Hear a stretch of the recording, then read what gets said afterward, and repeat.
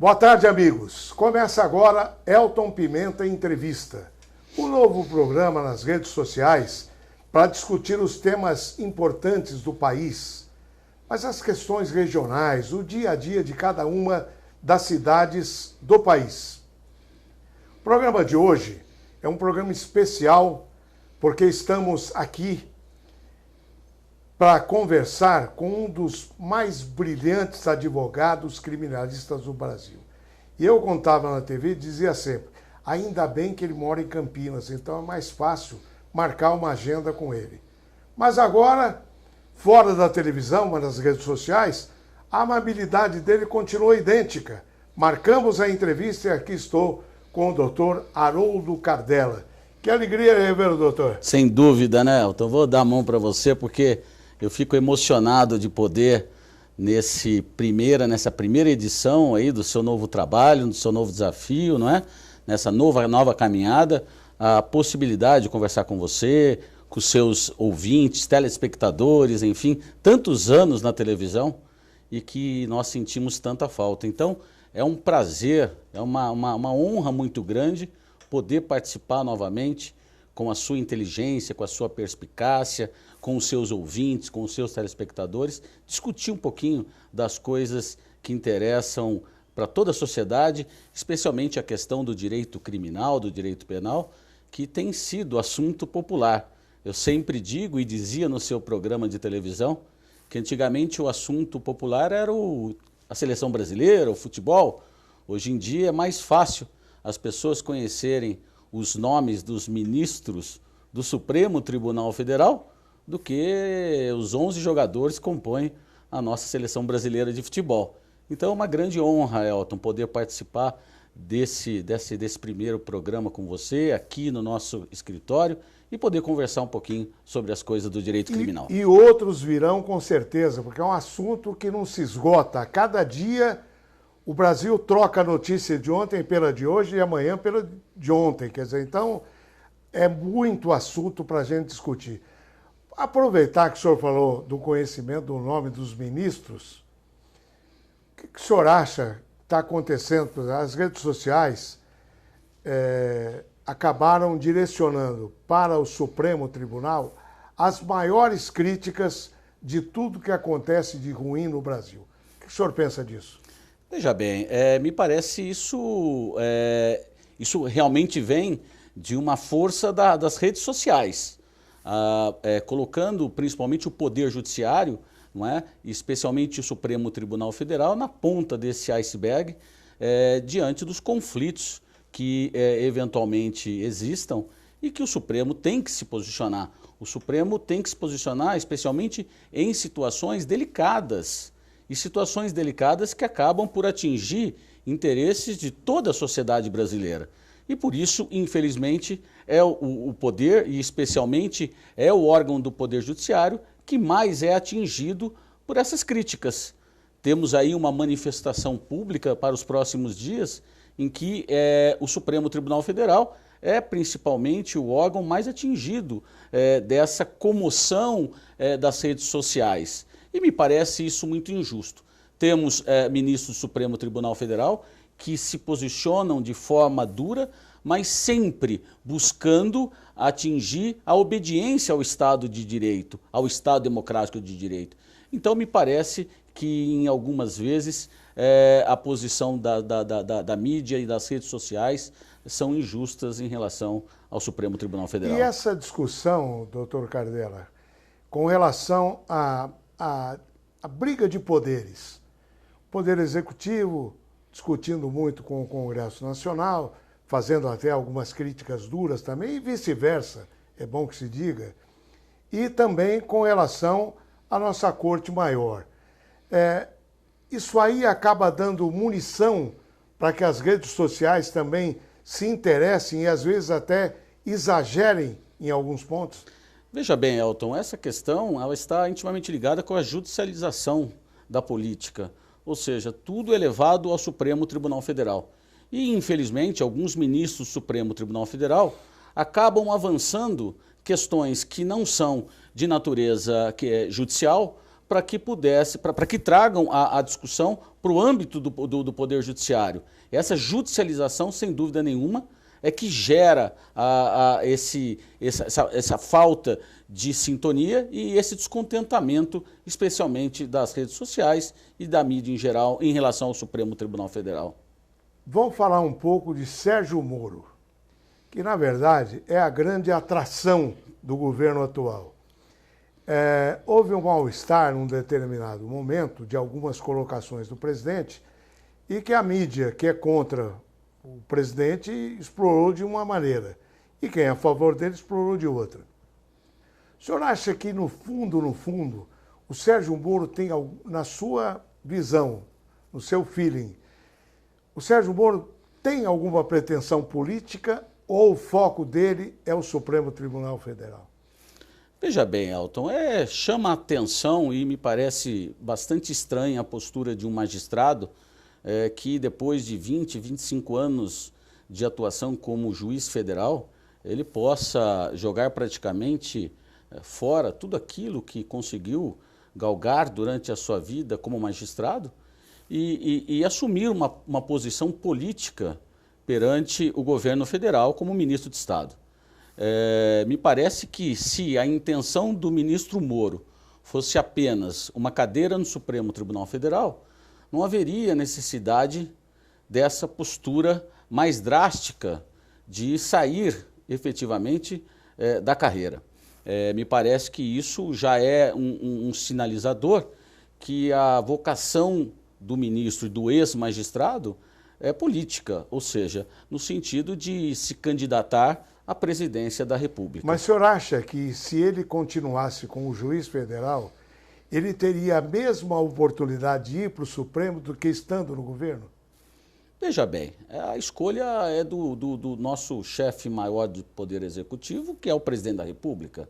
Ou seja, o juiz de direito, magistrado Sérgio Moro, poderia, sem dúvida nenhuma, ele teria todas as condições exigidas pela lei para que o presidente da República o indicasse a partir de uma cadeira vaga no Supremo Tribunal Federal, a partir da saída dos ministros que nos próximos anos estarão deixando o Supremo Tribunal Federal.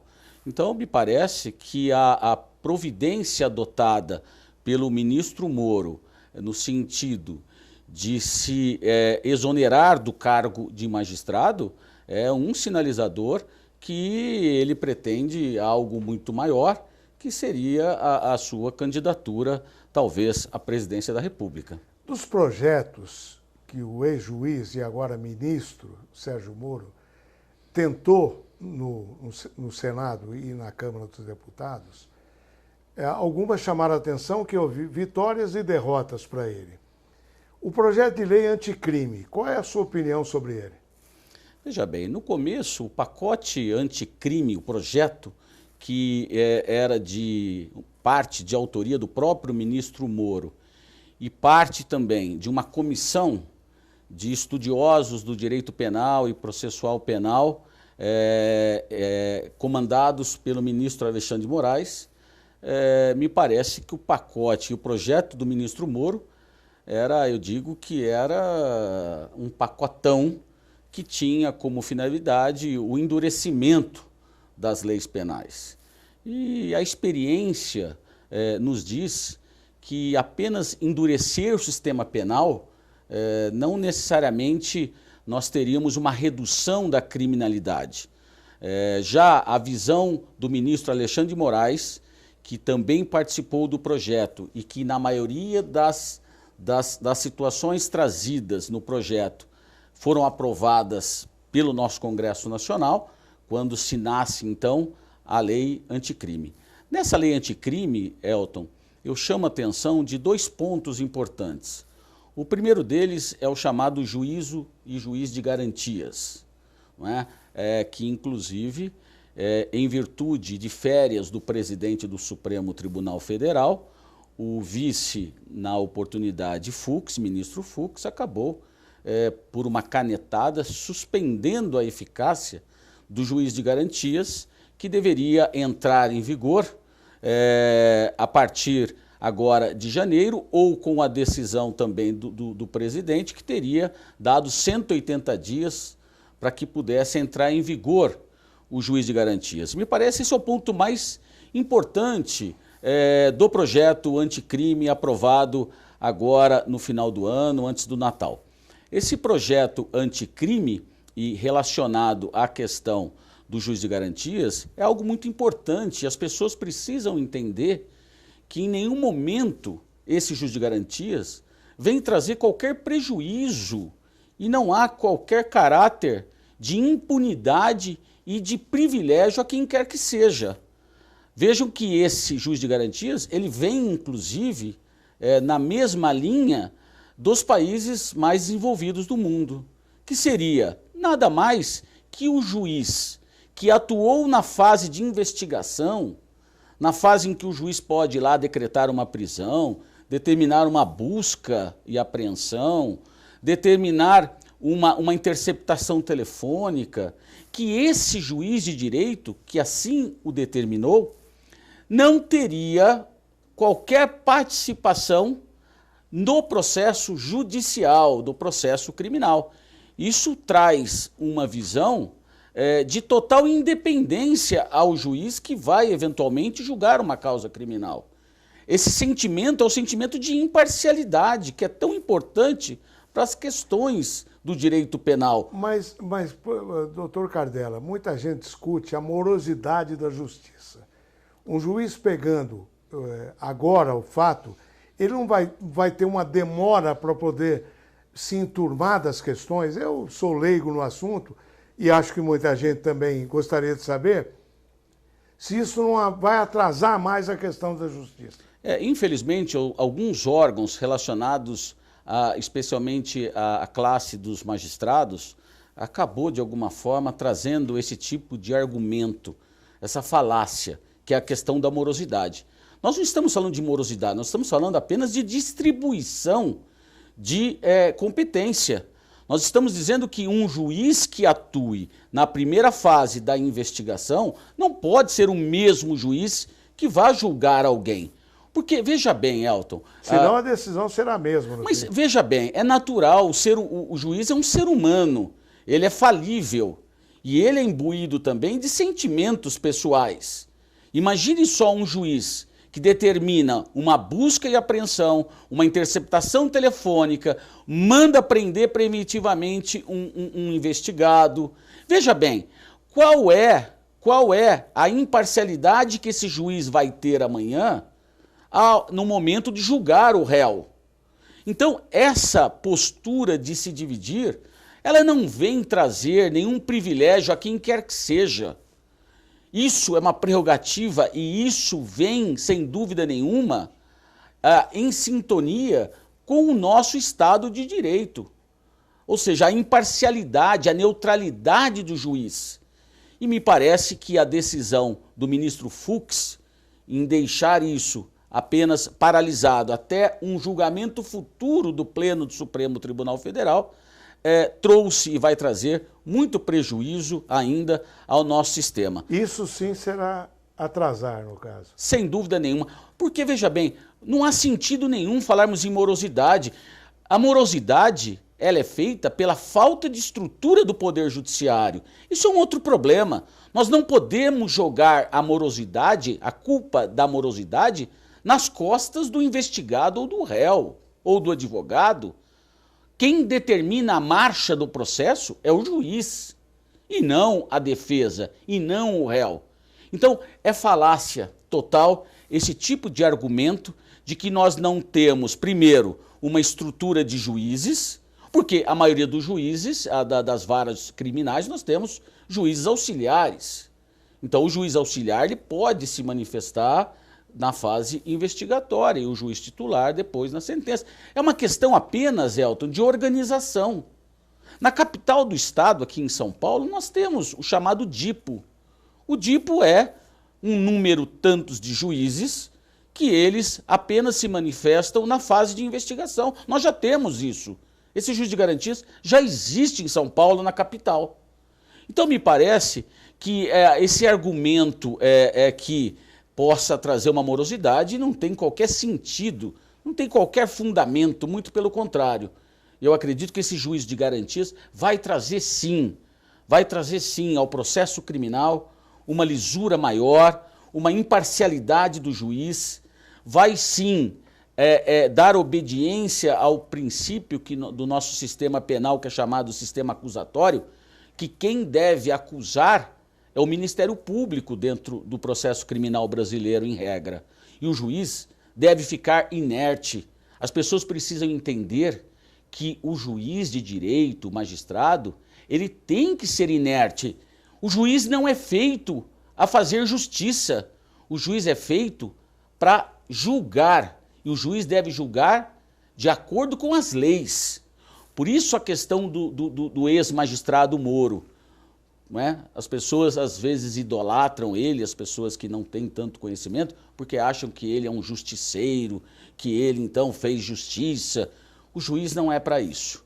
O juiz é feito para julgar a causa, ele vai de alguma forma analisar o que diz o acusador e o que diz a defesa. E ao final, imparcial, sem ter provocado e sem colaborado com nenhuma das partes, julgar a causa justa. Aí sim o juiz é justo. Quando o juiz é justo? Quando ele é imparcial. A partir do momento em que o juiz, de alguma forma, acaba prevalecendo uma acusação no processo, ajudando o órgão acusador com perguntas nas audiências, quando o juiz decreta uma prisão de alguém e depois vai sentenciar um réu, isso não é imparcialidade. Então que as pessoas saibam, tudo isso que eu estou dizendo, Elton, é garantia para nós mesmos, nós cidadãos comuns.